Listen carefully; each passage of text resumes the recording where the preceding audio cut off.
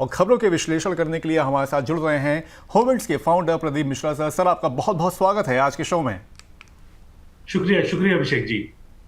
चलिए शो शुरू करते हैं। उससे पहले देख लेते हैं कि ऑन द शो में आज कौन कौन सी खबरें शामिल हैं। तो सबसे पहले बात होगी अफोर्डेबल हाउसिंग की बदलेगी परिभाषा।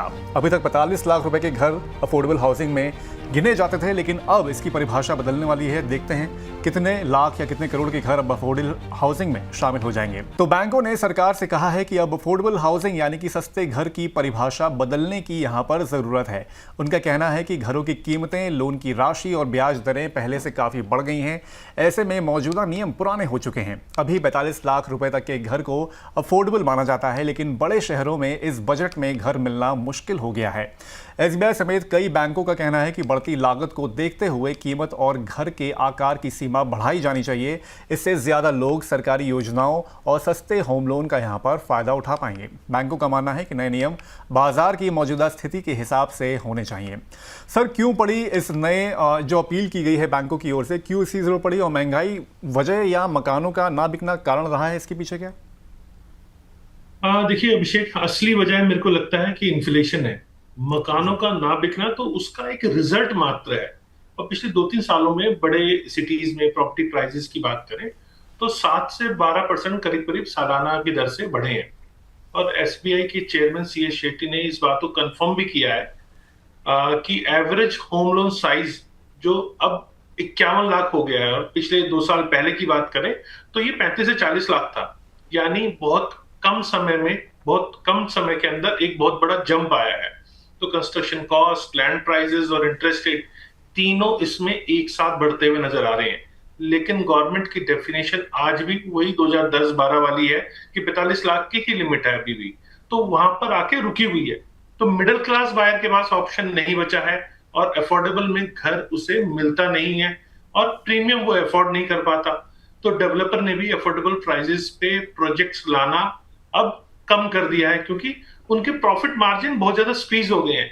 इसीलिए मार्केट में एक बड़ा जो डिमांड सप्लाई गैप अब मुझे देखने को मिल रहा है। और ये रिफॉर्म अब जरूरत नहीं, बल्कि मैं तो कहूंगा कि ये मजबूरी बन चुकी है। सर, अफोर्डेबल की जो परिभाषा बदलने की बात की जा रही है, उससे क्या इम्पैक्ट देख रहे हैं? क्या 45 लाख रुपए से कीमत बढ़ेंगी, और कितनी कीमत के घर को अफोर्डेबल हाउसिंग की परिभाषा जो होगी उसमें शामिल किया जा सकता है? देखिए अभिषेक, सबसे बड़ा फायदा, ज्यादा घर अफोर्डेबल कैटेगरी के अंदर आ पाएंगे। बायर्स को चीपर होम लोन्स के साथ में टैक्स बेनिफिट भी इसमें मिलेंगे, और बैंक्स को ये लोन्स प्रायोरिटी सेक्टर लैंडिंग का स्टेटस देते हैं। इससे बैंक भी ज्यादा एक्टिवली इन सेक्टर्स पे लैंडिंग कर पाएंगे। जो लोग अभी 45 लाख की लिमिट से बाहर हैं वो गवर्नमेंट स्कीम का डायरेक्ट बेनिफिट ले पाएंगे, और पीएमएवाई जैसी स्कीम्स का दायरा और बढ़ सकता है, ज्यादा फैमिलीज को सब्सिडी मिल सकेगी। लेकिन रियल एस्टेट मार्केट में मैं देखता हूं कि इससे फ्रेश डिमांड आएगी, जो पिछले कुछ समय से थोड़ी सी स्लो हुई है, और डेवलपर्स एफोर्डेबल प्रोजेक्ट बनाने का फिर से इंटरेस्ट दिखाएंगे।